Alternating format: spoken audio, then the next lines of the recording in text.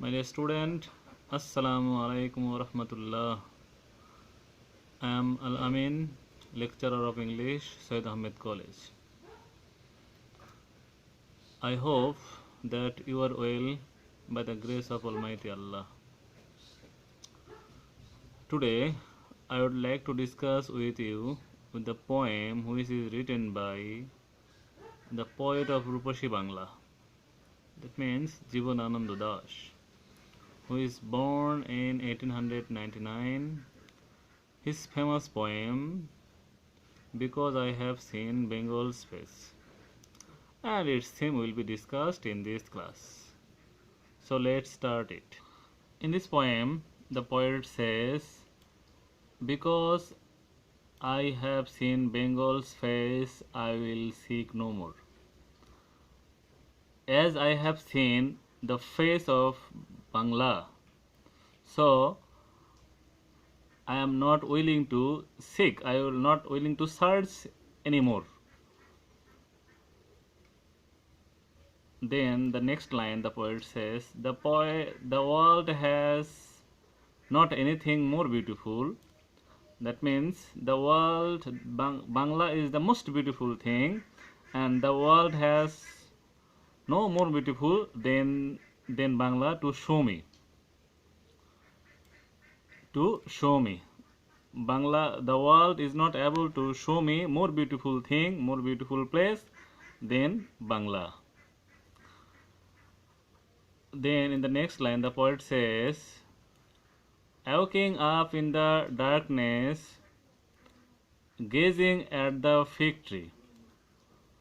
অন্ধকার রাজ্যে জেগে যখন আমি কি করি, ডুমুরের গাছের দিকে চেয়ে দেখি, I behold, আমি দেখি, dawns shallow roasting under huge umbrella like leaves, যে ভোরের দোয়েল যে বড় পাতার নিচে, বড় পাতার ছাতার মতো যে পাতাটা বড় পাতা, তার নিচে বসে দোয়েল পাখি বিশ্রাম নিচ্ছে। আই লুক অ্যারাউন্ড মি, আমি আমার চতুর্দিকে দেখি। আই লুক অ্যারাউন্ড মি, আমি আমার চতুর্দিকে দেখি, চারপাশে দেখি। And I discover a leafy dome, এবং আমি একটা পল্লবের স্তূপ যেন খুঁজে পাই। জাম, কাঁঠাল, বট, হিজল অ্যান্ড অশথ ট্রিস, এবং সেখানে রয়েছে কি, জামের গাছ রয়েছে, কাঁঠাল রয়েছে, বট রয়েছে, হিজল এবং অশথ ট্রিস রয়েছে।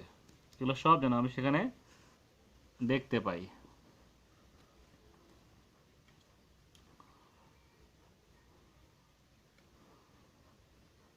All in hush. Then the poet says, all in hush. All are in a serene mood. সব কিছু যেন নীরব হয়ে আছে। Shadowing clumps of cactus and geodrary bushes.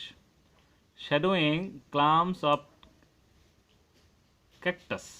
That means যে ফণি মনসার যে ঝোপ রয়েছে, জঙ্গল রয়েছে, তার ছায়া, এবং জিওডি বুশেস এবং সটি বনের যে ছায়া রয়েছে, তার পাশে যেন দোয়েলগুলা ওখানে বিশ্রাম নিচ্ছে বা বসে আছে।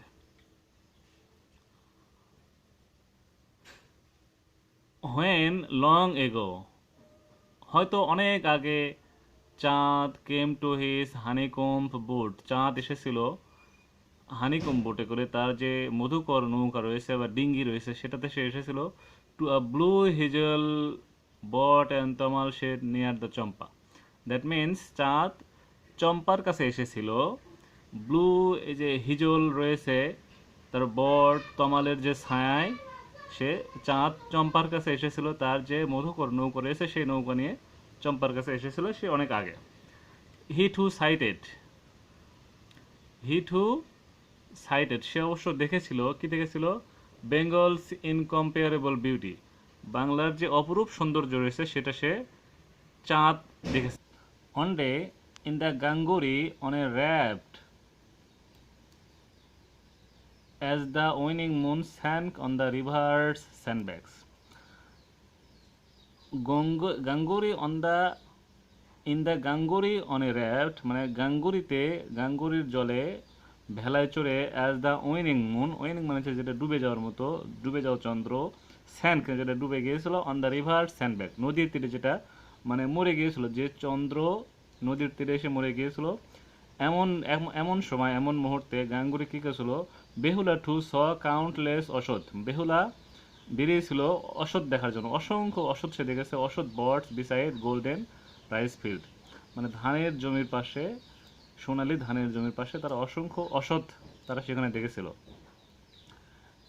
তারপরের লাইনে দেখো, the and heard the thrushes soft song, এবং তারা শ্যামলার, থ্রাশেস মানে শ্যামলার তারা নরম গান, ছন্দময় যে গান সেটা তারা শুনেছিল।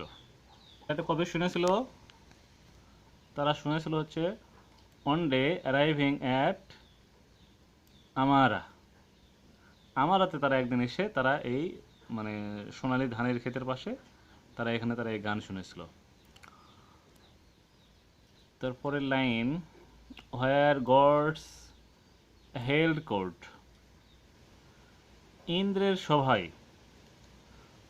Held court when she dance like a desolate wagtail, Bengal's rivers fields flowers wailed like string of bells on her feet, মানে বলা হচ্ছে একদিন আমারাই গিয়ে ছিন্ন খঞ্জনার মতো যখন সে নেচেছিল ইন্দ্রের সভায়, বাংলার নদী মাঠ ভাটফুল ঘুঙ্গুরের মতো তার পায়ে পড়ে কেঁদেছিল, এমন একটা দৃশ্য তারা সেখানে গিয়ে অবলোকন করেছে, যেগুলো একটা বাংলার একটা সুন্দর চরিত্র।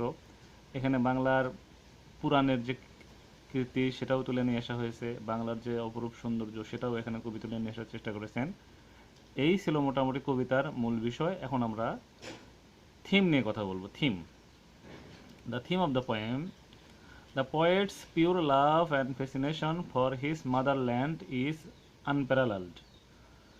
বলা হচ্ছে দ্য পোয়েটস পিওর লাভ, কবির যে ভালোবাসা রয়েছে একেবারে বিশুদ্ধ ভালোবাসা, অ্যান্ড ফ্যাসিনেশন মানে আকর্ষণ, ফর হিজ মাদারল্যান্ড তার মাতৃভূমির জন্য, ইজ আনপ্যারালালড এটা অতুলনীয়, এটা তুলনা করা যায় না।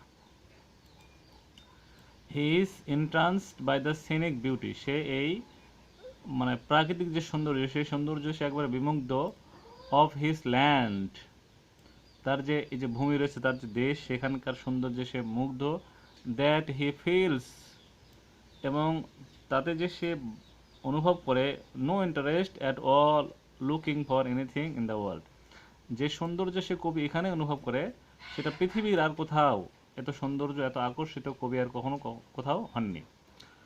The mythical character of Behula, এই যে যেটা বললাম মিথিক্যাল ক্যারেক্টার্স মানে পুরাণ যে কাহিনী আর কি, characters of Behula is another attraction. কবি এখানে এই যে পৌরাণিক কিছু কাহিনী রয়েছে, কাহিনীগুলো মিথিলা,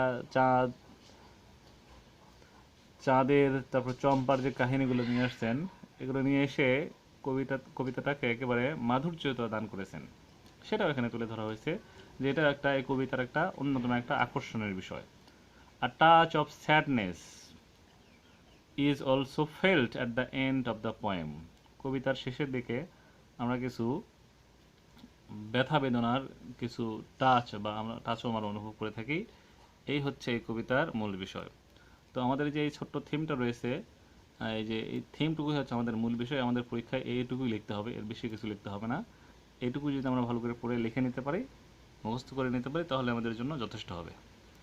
তো ঠিক আছে, ভালো থেকো তোমরা, পরবর্তীতে অন্য কোনো ক্লাস নিয়ে কথা হবে আবার।